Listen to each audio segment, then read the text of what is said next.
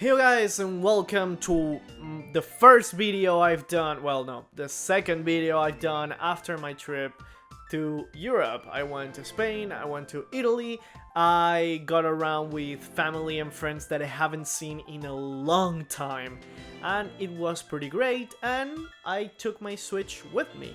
And you know what, I've seen that a lot of people have done videos on the best accessories for traveling and whatnot, but I haven't seen anyone to tell you how to travel with your Switch. So that's exactly what I'm going to do. Welcome to How to Travel with Your Switch. The first thing that you have to take into account is the fact that your Nintendo Switch is going to be treated like a big electronic, the same way that airports treat laptops and tablets. So you must take your Nintendo Switch out of your bag in order to put it on the tray, next to your keys, your phone, your bags, whatever. It needs to be out in the open. When it comes to traveling with your Nintendo Switch, on a plane, on a train, or whatever, the thing that I highly recommend you the most to bring with you is your Switch with two Joy-Cons, because if you're going to play on a plane or something, you are going to play on portable. So that's expected, but moving on, the second thing that you need to take with you is your Nintendo Switch AC adapter, the one that came with your Switch. And why am I saying this specifically is because the Switch doesn't draw power the same way that your smartphone does. So if you don't believe me, try connecting your Nintendo Switch AC adapter to your phone, and you're going to find out that it's not going to charge your phone at all. And that's because the Nintendo Switch draws power really differently. It kind of like sucks up and stops for a moment, and the AC adapter is defined to work like that.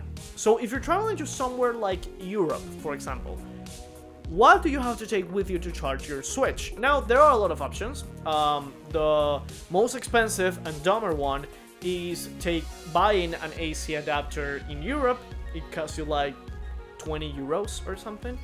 Now, your second option is to grab with yourself a battery pack with a USB to Type-C adapter, and you're going to be able to charge your Switch like normal, because these ones doesn't have a lot of amperage, so you're going to be able to charge it no problem. Of course, it's still not the recommended way by Nintendo, but it's going to be a really good solution.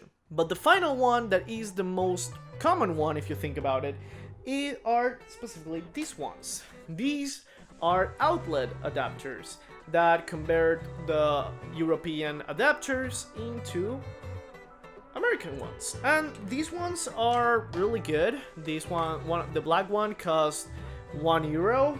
The other one costs €9. This one is a little bit better, as you can see, has a better build quality and everything. So you just plug one of these in, plug your Switch AC adapter, and you have charge. Like nothing was ever needed.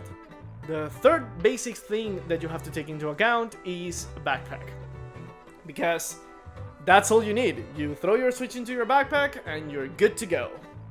And those are the three basic things that you need to travel with your Switch. And that's kind of it, really.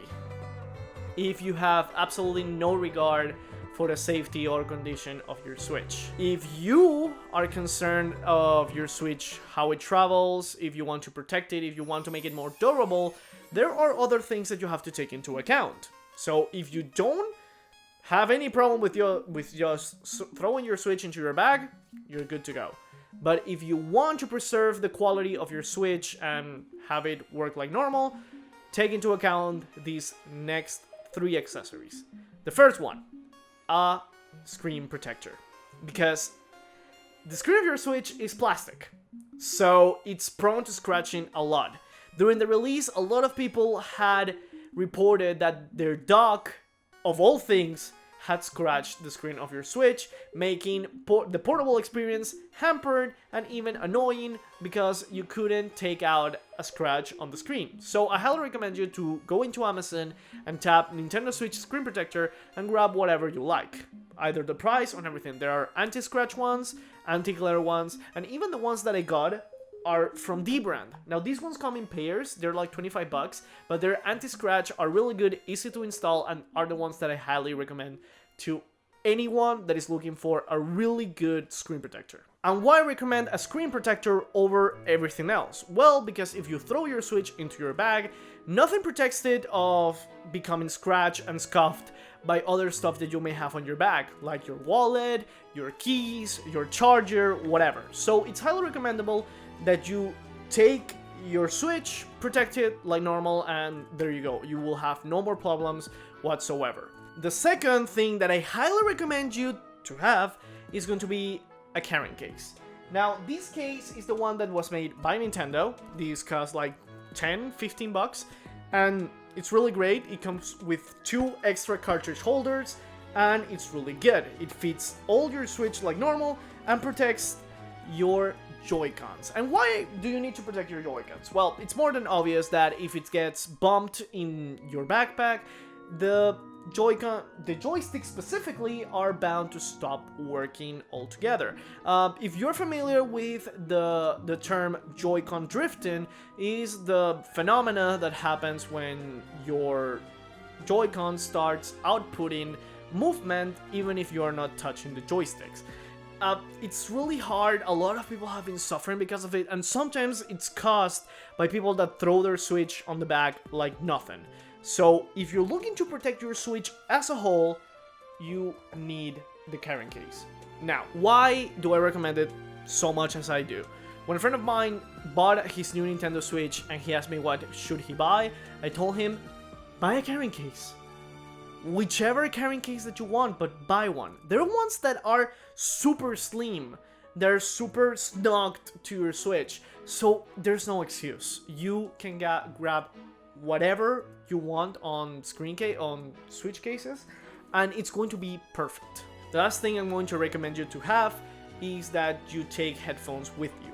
Number 1, because on planes and trains there is a lot of noise, so it's highly recommended for you to have headphones so you are able to hear what you're playing. And number 2, I highly recommend you to have them because you have to be polite. Not everyone wants to hear what you're playing. Some people are trying to sleep. So be polite, be nice, and grab headphones with you. Even the ones that they give you in the airplane work really well for that specific purpose. So take into consideration everyone else that is going with you and use your damn headphones. Finally, I'm going to end this video with 3 miscellaneous items that I highly recommend you. They are not mandatory, but I think that they're going to make your life a little bit easier. Number 1, get yourself a battery pack. Why? Because it can charge your Switch, it can charge your phone, it's really versatile. Why a lot of people don't like buying battery packs is because it creates a dependency on your smartphone, because you can always charge it, so you use it more and charge it more, and it's kind of unhealthy. I don't really care. I like having a battery pack to charge my Switch when I'm on a plane. If I was on a flight for 8 hours to Madrid, so I really needed it. I charged my Switch, I charged my phone while I was there. I didn't have any problems, so it's really recommendable. There are a lot of them that also have like 3 ports, so you can charge multiple stuff at the same time. So just do it. Just grab a battery pack. Even a 10 milliamp hour battery pack is going to be perfect for your Switch and your phone at the same time. Now, the second thing that I recommend you to have is your dock. Now, I know that a lot of people don't like the dock because they think this a big hunk of plastic that really takes more space than it should be, and they're right. It's a big hunk of plastic that takes too much space. But think of this. If you're going to your uncle's house on another country or whatever, and you have cousins that have the same age as you and don't have a Switch, it's really fun playing multiplayer games with them. Playing Mario Party, Super Smash Bros, or anything is really fun. But now that we're talking about playing multiplayer, there's another thing I kind of recommend, but it's all up to you. That is that you get yourself other controllers with you on the trip. And I know that a lot of people like traveling with as little stuff as they can, So I can't understand where they're going from, but if you're playing with somebody else, always playing with a small Joy-Con thing, it's kind of annoying. So getting yourself a second pair of Joy-Cons, a Pro controller, or a third-party controller is going to be really good for you, because you're going to be able to play with whoever you want, and it's going to be really comfortable for you and that other person. But that's going to be enough from me for today. Thank you guys for watching. If you have any accessories that I missed, or that you think that you should also take to your trip, tell me in the comments below. If you liked the video, please hit the like button. If you want to see more of my content or follow me, you can subscribe to the channel, and all my links on social media are in the description below. Once again, thank you all you guys for watching, have a fantastic night, and please take care.